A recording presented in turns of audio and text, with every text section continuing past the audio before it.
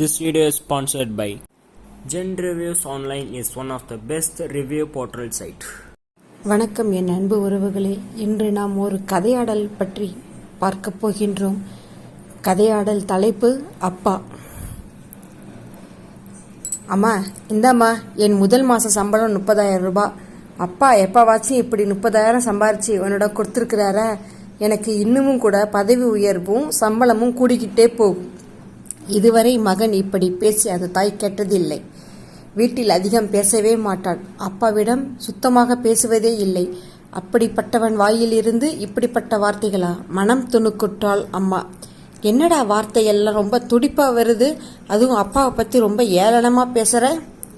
அவர் மட்டும் என்னை ஏளனமாக நடத்தலையா? காலேஜ் போன புதுசில் ஒரு ஃபோன் வாங்கி தாங்கன்னு கேட்டதுக்கு இழுக்கடிச்சு 1 வருஷம் கழிச்சு தானே எனக்கு வாங்கி தந்தாரு. அப்பாவோட வருமானம் அவ்வளோதாண்டா இருந்துச்சு. அதெல்லாம் இல்லை, ஃபோன் வாங்கி தந்தா நான் எங்கே படிக்காமல் கெட்டு போயிடுவேணும்னு நினச்சிருப்பாரு. அது சரிதானே, நீ 3வது செமஸ்டரில் மார்க் கம்மியாக தானே எடுத்த. மார்க் கம்மியாக எடுத்த பொறுமையாக சொல்லலாம்ல. எதுக்கு ஃபோனை பிடுங்கி உங்ககிட்ட கொடுத்துட்டு பத்திரமா வச்சுட்டு அவன் காலேஜ் முடிச்சதுக்கப்புறம் கொடுன்னு சொன்னார். அப்போ வச்சு நீ படிப்பில் கவனம் செலுத்துவேன்னு தான் சொன்னார். நான் தான் ஒழுங்காக படிக்கிறேன்னு சொன்னேன்ல. அப்புறம் எதுக்கு காலேஜ் வந்து கிளாஸ் ப்ரொஃபஸர்கிட்ட என்னை பற்றி விசாரித்தாரு? எனக்கு எவ்வளோ கேவலமாக இருந்துச்சு தெரியுமா? எப்பவும் நான் உன்னை கவனிச்சிட்டே இருக்கேன்றத சொல்லாமல் அவர் சொல்லியிருக்கிறாருடா. அதெல்லாம் கூட பரவாயில்ல, நான் 3வது செமஸ்டரில் ஃபெயில் கூட ஆகலை, பர்சன்டேஜ் தான் கம்மியாயிடுச்சு. உன் அண்ணன் பசங்க வந்திருக்கும் போது நான் சேரில் உட்காந்துருக்கும் போது என்னை போட்டு அதுக்காக என்னை அடித்தார். எனக்கு எவ்வளோ அவமானமாக இருந்துச்சு தெரியுமா? அன்னைக்கு எடுத்த சபதம், இவர் முன்னால் ஒரு கௌரவமான மனுஷனாக வாழ்ந்து காட்டணும்னு. காலேஜில் நடந்த கேம்பஸ் இன்டர்வியூவில் செலக்ட் ஆனது 2 பேரில் நானும் ஒருத்தன்.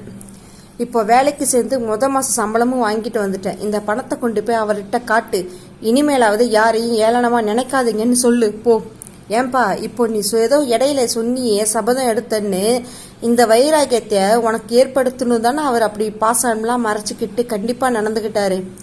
அம்மாக்கள் கூட பிள்ளைகள் நம்ம நாளைக்கு காப்பாற்றணுன்ற எதிர்பார்ப்போட தான்டா இருப்பாங்க. அப்பாக்கள் அப்படி இல்லடா, நம்மை விட நம் பிள்ளைகள் நல்லா இருந்தால் போதும்னு தான் நினைப்பாங்க. அம்மா உன் உடம்பத்தான் வளர்ப்பா, அப்பா தான் உன் வாழ்க்கையை பற்றி நினைப்பாரு. நீ சரியான ஜால்ராமா, எப்போ பாரு அவருக்கு தான் சப்போர்ட் பண்ணிட்டு வருவ. இந்த ஒரு வார்த்தையை 16 வருஷம் கழிச்சு சொல்றியா? ஏன் சொல்லுவேனே, உன் வீட்டுக்காரருக்கு நீ தான் மெச்சிக்கணும். உன்னால் சொல்ல முடியாது, ஏன்னா அப்போ நீ சில பிள்ளைகளுக்கு அப்பா ஆகியிருப்ப. பிள்ளைகள் குறித்தான அப்பாக்களின் எண்ணங்கள் உனக்கு புரிந்து போயிருக்கும். அப்போ அப்பா வீட்டுக்குள் நுழைகிறார். பாரு, அப்பா வந்துட்டாரு, அந்த பணத்தை அவர்கிட்ட நீயே கொடு. என்ன சொல்றாருன்னு பாரு. என்ன சொல்ல போறாரு? மாசம் இதே மாதிரி நிறைய சம்பாரிச்சு பைசா குறையாம கொண்டு வந்து கொடுக்கணும்னு கட்டளை போட போறாரு. அப்பா அருகில் வந்து இருந்தார். அப்பா, இவனா நம்மை அழைக்கிறான் என ஆச்சரியத்துடன் கண்கள் விரிய உற்று நோக்கினார் தந்தை. இந்தாங்க முதல் மாச சம்பளம். எவ்வளவு? 30,000. ட்ரைனிங் பீரியட் 2 வருஷம் முடிஞ்சதுக்கும் லட்சத்துக்கும் மேலே சம்பளம் வரும். நல்லது, அதை நீயே வச்சுக்கோ. ஏன் அப்படி சொல்கிறீங்க? ஆமாப்பா, நான் கூட சின்னதாக அனாவசியமான செலவு செய்வேன். நீ ரொம்ப சிக்கனமாக இருக்கிறத கவனிச்சிருக்கிற. அப்பா உங்களுக்குன்னு எந்த சொத்தும் சேர்த்து வைக்கல, படிக்க மட்டும்தான் வச்சிருக்கிற. அதுதான் உனக்கு நான் தர்ற பெரிய சொத்து. உன் பணத்தை நீயே வச்சுக்கிட்டு நீ என்னென்ன ஆசைப்பட்டியோ அதை செலவு பண்ணிக்கோ. என் உடம்புல தெம்பு இருக்கிற வரைக்கும் அம்மாவுக்கும் தங்கச்சிக்கும் கஞ்சி ஊற்றுவேன். அதுக்கப்புறம் நீ அவங்கள பொறுப்பாக பார்த்துக்கப்பா என்று சொல்லி முடிப்பதற்குள் கண் கலங்கினார் அப்பா. நான் பார்த்துக்கிறேன்ப்பா, நீங்கள் கண் கலங்காதீங்க. நான் அதற்கு கண் கலங்கவில்லை. ரொம்ப வருஷத்துக்கு அப்புறம் நீ என்னை அப்பான்னு கூப்பிட்டல்ல, அதனால எனக்கு கண்கள் கலங்கிடுச்சு. மகன் கண்கள் கலங்க அப்பாவின் கையை பிடித்து கொண்டான். அப்பா, இத்தனை நாளாக உங்களை நான் தப்பாக புரிஞ்சுக்கிட்டேன்ப்பா. மகன் பற்றி இருந்த அப்பாவின் கைகளில் வயோதிகத்தின் சிறு நடுக்கம், மகன் கைகளிலோ குற்றம் இழைத்த பெரும் நடுக்கம். அப்பாக்களின் விழிகளில் கசிந்த கண்ணீரை ஆனந்த கரையோடி கொண்டிருந்தது. மகனின் கண்களில் வழிந்த கண்ணீர் குற்ற உணர்வை கரையோடி கொண்டிருந்தது.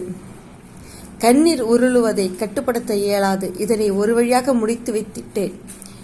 சம்பாதித்து முடித்த அப்பாக்களுக்கும் வேலையிலிருந்து ஓய்வு பெறப் போகும் அப்பாக்களுக்கும் இதனை கண்ணீரோடு கேட்பார்கள் என்று எண்ணுகிறேன். இந்த பதிவு அனைத்து அப்பாக்களுக்கும் சமர்ப்பணம். நன்றி, வணக்கம்.